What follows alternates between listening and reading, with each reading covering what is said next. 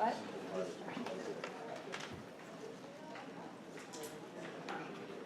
Thank you for your patience. The catering is on its way. What we're planning to do is to go ahead through the information and the content and then break and then have more of a discussion. So I hope you can stay around for that. And so I'm going to read the disclosure statement first. So bear with me for that. The title of today's educational program is Healthcare Equity Education and Training, which is the number 8 session. Review, reflect, and respond. Participants must attend the entire session in order to earn 1 contact hour credit. Verification of participation will be noted by a learner's signature on the roster. The purpose of the activity is to enable the learner to gain introductory information on concepts related to implicit bias and the functioning of medical systems on cancer patients. Also, it will enable the learner to gain insights on data from the Cancer Center. Planners and presenters have declared that they have no conflict of interest and no financial relationship which would influence the planning of this activity. If any are discovered during the course of the activity, an announcement will be made to inform the learners. No commercial support has been influenced by the planning and implementation or evaluation of the content of this activity. If there are any commercial support provided for the activity, it will be used for the events that are not related to continuing education. So who would like to sign as a witness that this was read?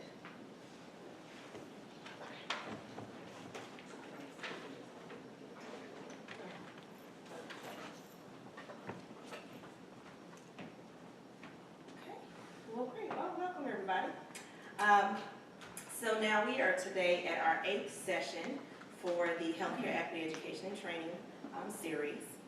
As I just was stating, this is called Review, Reflect, and Respond. As you know, this is a part of the larger 5-year ACURE study. And my name is Christina Young. And I've been serving very humbly as the project manager of this study for the last 4.5 years. And our research team, some of the members are still coming in. It's a study that was coordinated by the Greensboro Health Disparities Collaborative. And we began this study to investigate how to make structural changes to the healthcare system so that racial equity can be achieved. And that has been something that's been worked on by the collaborative since 2003. Today I'm going to be going over the relevance of our HEAT series, why we decided to do this intervention, and then I'm going to review some of the content for the sessions that we have covered. I'm going to keep track of the time. So, as you understand, the HEAT session was planned as a systems change innovation targeted for medical institution employees in order to be a model for how we will eliminate racial inequity among breast and lung cancer patients. Nationally, when you look at breast cancer statistics, there are more white women who are diagnosed with breast cancer, but there are higher percentages of African American women dying from breast cancer. When you look at the lung cancer statistics, there are more black people who are diagnosed and dying from lung cancer, but that we only make up 13% of the population. These are the racial disparities and inequities that the National Institutes of Health funded us to address through our research study. And specifically, we wanted to know what can be done differently within the medical system to improve equity and outcomes, instead of trying methods that are changing individual behavior. So that's what is part of unique about this HEAT series. What makes our HEAT series unique is that it is not a cultural competency training. In 1989, there was a significant publication written by Cross and colleagues from Georgetown University that offered a definition of cultural competence that established it as a foundation for the field of social work. The definition has been widely adapted and modified during the past 15 years and for many professional practices, including for medical care. The publication was titled Towards a Culturally Competent System of Care, a monograph on effective services for minority children who are severely emotionally disturbed. It was developed in order to assist states and communities in addressing one of the primary goals of child and adolescent service systems for the appropriateness of care. So, the purpose of cultural competence, as it was stated in that title, has an assumption. It denies assessing or addressing the impact of white history and culture, because the plan was to address minority children. And so because of that assumption, that model is limited in what it can do, the effectiveness of it addressing the entire concern. So our HEAT series was based on a model for addressing racial equity that was created by the People's Institute for Survival and Beyond in New Orleans, and also by the Racial Equity Institute in Greensboro, North Carolina. These institutions studied all of the models for how to effectively address racial inequity, and concluded that the way you begin to really eliminate differences, experiences by different racial groups, is by first studying the definition of race and racism. So through the HEAT series, we proposed that our research partners could be the national leaders of this, so that Cone Health could be a national leader in how you address racial inequity within the institution. Our approach was never about blaming individuals, and nor was it about insinuating guilt.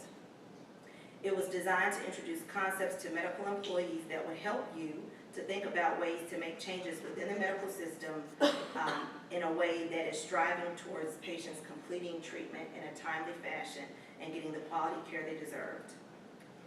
So we talked about how do we eliminate racial differences by studying race. So we began. We have 8 sessions. This is today's 8th session. These are 2 of the flyers that were used. We're thankful to have the help from Wesley Long so that we could improve our promotion, because our goal was to try to have at least half of the Cancer Center employees to attend the sessions. And so after we began, we realized that we needed some help with our promotion, so I'm so thankful for that help. So our reach. We have an average number of 20 participants who have come to the Cone HEAT sessions so far, and you see the numbers there. So let's get into what did we cover. During the first session, it was called Seeing the Invisible. We talked about the social determinants of health. I'm going to focus on just the underlying parts of these slides. It's a lot of information, and you will have access to go and watch the videos because they're available to you as an employee through the registration link. So we'll send that to you if you have trouble finding it. In the first session, we looked at how race is a stronger predictor of health outcomes than education level. And that was covered by our consultant, Dina Hayes from the Racial Equity Institute. We also played a video that highlighted the differences that Pima Indians experience and what kind of intervention would help them to reduce their rates of diabetes. So we first looked at a different kind of disease, which was diabetes, and even when they tried behavior change programs, it did not reduce their disease rate. And over time, the video showed that cultural loss negatively impacted the health of the Indians. And so that helped us to think about what kind of intervention should be designed to eliminate disparities. So then we went into national statistics of treatment incomplete. And we shared with you that African Americans and Black patients receive less treatment than white patients. This is a national finding. We went over that for breast cancer and for lung cancer. We also then shared with you about your own data at Cone Health. We took the time as part of our study to analyze the data from the cancer registry, and this was done from 2007 to 2011. And for lung cancer early stage, there was not a surgical difference between Black and white, but there was a difference in the delays of the number of days between diagnosis to surgery. Same with breast cancer. There was a difference between how many days it takes between diagnosis to surgery for breast cancer patients. And that's for data here at Cone Health.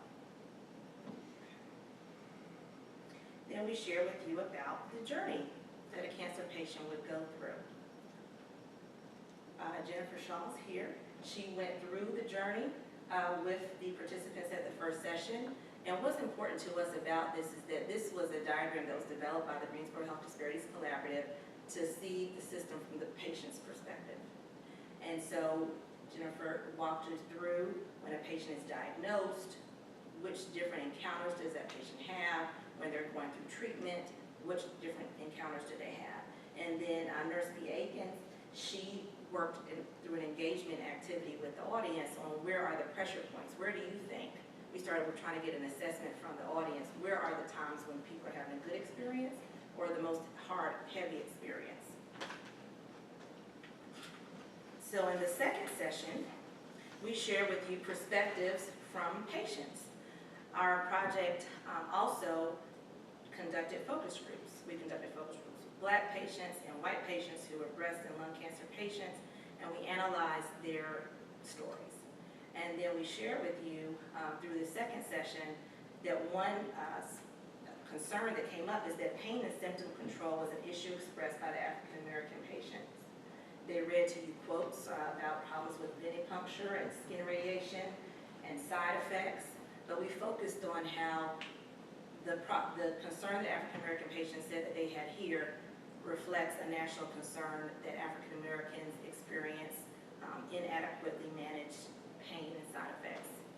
So that was covered during the second session. During the third session, it was titled Implicit Bias. And again, we had the Racial Equity Institute come and they defined structural racism for us. Defined it as a system in which public policies, institutional practices, cultural representations, and other norms work in various, often reinforcing ways to perpetuate racial group inequity. And then she shared with you the analogy of the fish in the lake. So if there's one fish that is dead, you want to look at that one fish to see what's going on with that one fish. But if all of the fish are dead, then you look at the lake, or you should look at the lake. And that's what we are trying to help people to become more aware of so that we can talk about those issues. And again, introducing ideas. So then they also defined where implicit bias resides in our subconscious mind. So implicit bias is an unconscious memory which influences prejudice and affects automatic decision-making, which is different from explicit bias, which is consciously thoughts of prejudice. So those are the differences, so we went into that. During our Truth and Transparency fourth session, that's where we share an analysis of what's going on with the data.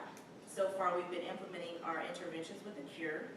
This is a screenshot of a demo of the real-time registry. This is the tool that our nurse navigator, Beth, has been able to use as a part of the intervention for our research project. And we found that there have been some positive results for the participants who were enrolled in the real-time registry. There was a dramatic difference for completion of chemotherapy by the Black patients. And that's comparing our baseline to what data we had at that time. And so there was up to 100% completion of chemotherapy of those enrolled in the real-time registry at Come Health. So that was a positive finding. So then we went into the fifth session, which is the implicit bias again and the role of gatekeeping. And so we wanted people to understand from that journey diagram, who are the gatekeepers, how do you understand what gatekeeping means, and we defined it for you. Anyone who works in an institution that has power to give or deny access to their institution's resources or equity. And that can range from information and services to the use of a bathroom key. So that was to help everybody to understand in my role as a gatekeeper. So it does not matter the size of the gate, but if you control who has access and when to information or resources, then you are a gatekeeper. I am a gatekeeper. The summary of what gatekeepers are is that we speak for our institution, define things for our institution. We count and measure things for our institution. We interpret people's experiences. We define people's realities, people that we're serving. And we act as a two-way filter through which information is translated. And that's a very powerful role. That's what we wanted you to learn. And that a liberated and equitable gatekeeper is one who can work with anti-racist values and networking with others who share those values and maintaining accountability in the community. The gatekeeper becomes then an agent for institutional transformation. So we were glad to share that insight. So in the sixth session, we thought, again, going back over what's the power of being a gatekeeper in a medical system or wherever. whatever institution you find yourself in. So we had Mr. Bay Love to come to be the trainer that session, and he provided context about the current racial arrangement in America. We shared at the beginning the difference of breast cancer and lung cancer patients, but he went into multiple systems and institutions where, and in North Carolina's statistics, it shows that whites,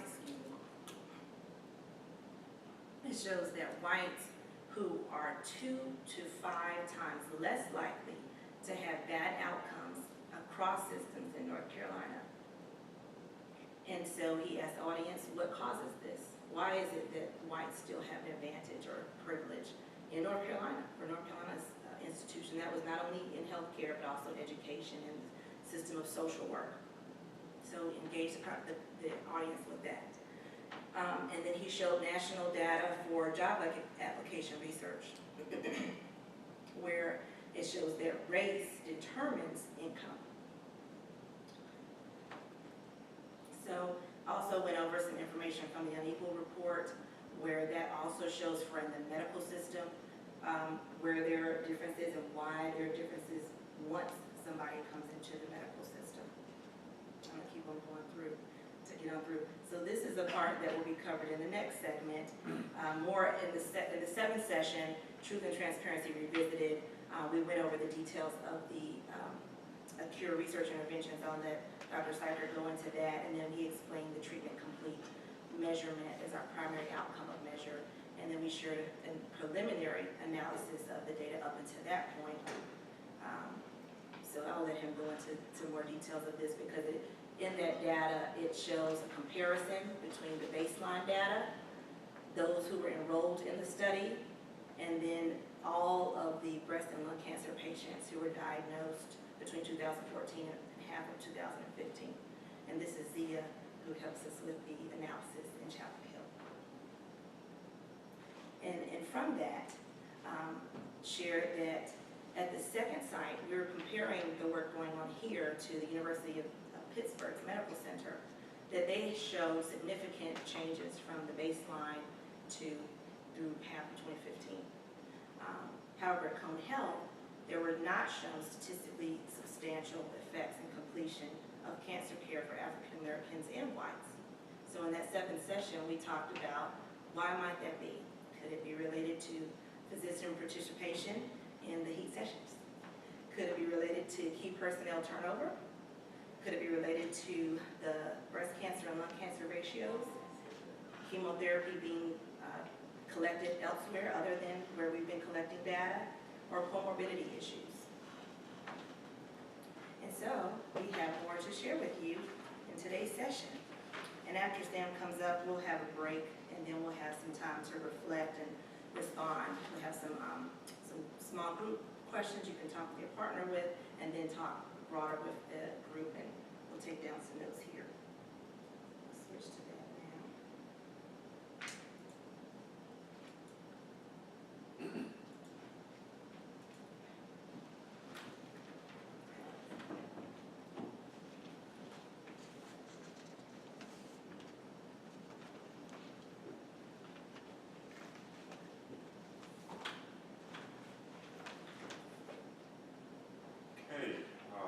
Great to see everybody, and we've had some updates and data since we last met a few months ago, and been able to look at some of the older data and figure out some of the variables a little bit better. And so today I'm going to review a little bit of stuff about the data from both centers and a little bit about the project, but I'm mostly going to focus on cone data. And at one of the discussions I had before the session, I heard the question about, well, can we get some answers? And I think we can. But you let me know. Okay, so there's a familiar set of names, and I wanted to thank Matt Manning and Gus Magranat and Beth Smith for their work on a cure here at Cone. And to remind you again, the people that we get medical records from, the total population data, and the intervention data are folks with breast and lung cancer who have stage 1 and 2 disease. And the reason it's early stage disease, particularly for lung cancer, is those are the people who have a chance of surviving long term. And so the comparison groups we'll talk about again are retrospective all cancer center data from 2007 to 2012. Obviously that data doesn't change over time. The enrolled consented patients in the real-time registry, everyone in that registry now is beyond the 6-month mark in their therapy, and are actually, the latest patients are approaching a year. So these are folks who have had the opportunity to complete their therapy, so the data in the real-time registry system now is pretty firm and getting to the point where it's pretty final. And then finally, the dynamic data that's left is one of the hypotheses we had here was that even though we weren't entering other patients with lung and breast cancer into our electronic system, that because of the fact that we were having these conversations, that maybe that could diffuse some of the principles to the care of others, and maybe there would be an effect over time based on the diffusion of the knowledge at these sessions. And to remind you about the main components of the intervention, we have gone over the retrospective data several times in several ways. The automatic real-time registry is the part of the system where EHR information dumps into our system. It doesn't dump, we extract it. But we extract data into our system, and that if a patient misses an appointment, a warning sign comes up which says that that patient needs to be re-engaged. But if a patient is coming to appointments and misses milestones in care, then we re-engage the caregivers with the thought of, does this care, is this really the trajectory that we want here? And over time, we've gone over some of the prospective data.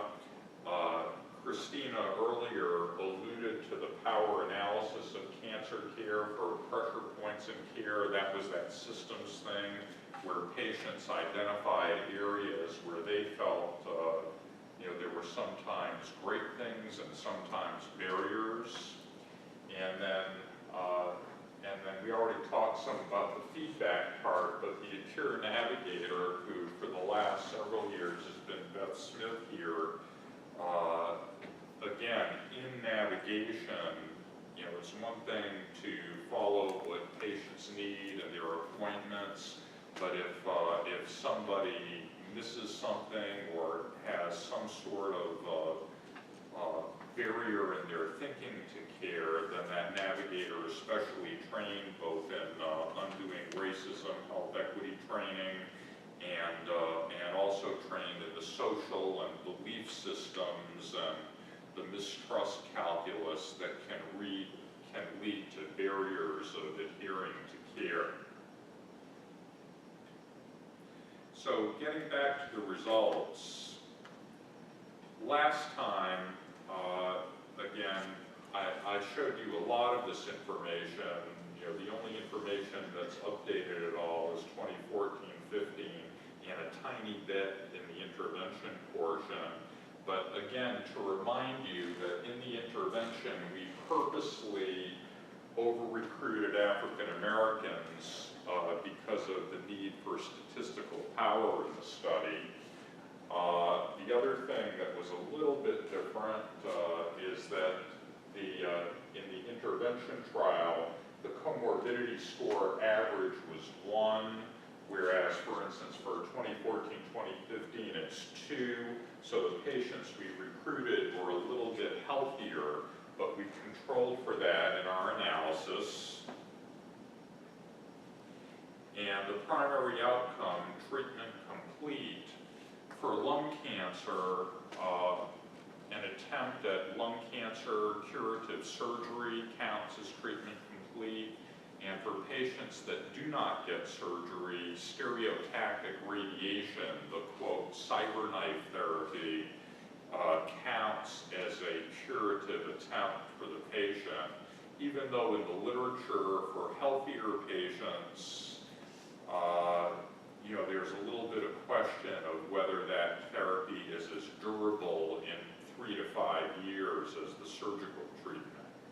But we're counting it as equal efficacy for the purposes of this analysis. And certain breast cancer patients who are stage 1B or 2, who have good physical status, qualify for chemotherapy, and they get a bump in survival. So if a patient was started on chemotherapy, we look to see if that therapy was completed. And for breast cancer, if a patient had breast-conserving surgery, then that means they need radiation. And then if chemo was started, chemo had to be completed to count. And again, we did not say anything about appropriate prescribing. We looked at the total number of patients who received chemo, and they were pretty consistent with this stage of cancer with national standards. So we did not say, well, should the physician have started chemo there? We accepted the physician's judgment on that. So it's just if the patient started, did they finish? And again, we'll talk about crude rates, basically the number of folks who underwent the therapy. And we also controlled for age, comorbidities, clinical stage, race, and the combination of race and time in order to figure out if we were comparing like patients to like patients. Okay, and I showed you these data before. And again, with the crude results, you can see that in the intervention we did get a statistically significant increase in treatment complete for African American patients. And there may have been a little bit of a bump in terms of thinking about the spillover effect, but it wasn't statistically significant. And then when we parsed out the data between Cone and Pittsburgh, the improvements at Cone weren't nearly as dramatic. And again, we postulated that was a time that there was a lot of both physician turnover and other personnel turnover in leadership and navigation here at the Cancer Center. And so we figured it was that disruption of people and their lack of knowledge of the study, and again, because they hadn't heard much about the study, their kind of lack of engagement that resulted in the results at Cone not being as dramatic.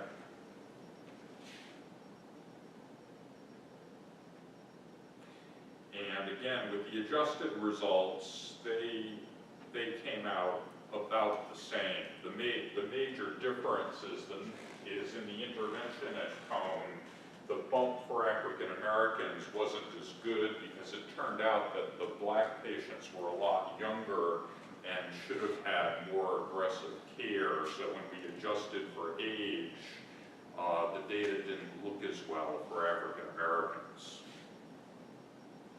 All right, so that gets you caught up. And again, to make sure that this is all logical, as it turned out, patients who were moving into their 70s and patients with higher comorbidity scores, their odds ratio for completing therapy and more aggressive therapy was less. So the model was logical. So that makes me sleep better at night. So I decided, after after the last session that we needed to drill down a little better with the updated data to figure out if we could explain particularly this difference between the two centers a little bit better. And so when the first thing is we separated out breast cancer for lung cancer. So if you look at the crude data, and again, now this is all cone data. Okay, the combined data and the Pittsburgh data are out of this. This is all Moses Cone. And so the baseline data in the crude analysis showed a little bit better treatment completion. I mean, they're good numbers, but whites did a little bit better than African Americans. And then when we looked at the intervention group, things evened out, though, I mean, this number went down a bit. And we'll talk about that a little more. And then in the 2014 to 15 data, and remember, the reason we're not counting 2013 is that's the transition year. Okay, that's the year where the intervention was just starting, and so we're not including that in the total population data to rule out any sort of contamination effect. But anyway, in the 2014-2015 data, you can see that the gap is pretty similar to the baseline data. So when we go ahead and adjust, again, just the breast cancer data with those factors that I mentioned before and look at the percent predicted of therapy, what you see is with the baseline, there's only about a 4% difference, but given that we're looking at 3,000 patients, that is statistically significant, and when we control for age, illness, stage, and race, what we find is that the odds ratio for an African American patient to get treated was only 70%, I'm sorry, to complete treatment, not to get treated, was only 70% of that of a white patient. In the intervention, the odds for an African American to get treatment were actually 1, meaning that treatment was equal. And it wasn't, there were no statistically significant differences when the 95% confidence interval of the odds ratio equals 1, that's statistically neutral. And then finally, for 2014-15, the odds ratio is similar to baseline, except it crosses 1, so it's not statistically significant. And that's probably because the total number of cases here that were analyzed was less than up here. So probably it is the same. There is no difference between here and here, but there is a difference in the intervention. So that's breast cancer. And so I think what this data tells us, remember, it's the breast cancer team that turned over massively, except for Dr. Magranat, every provider became different.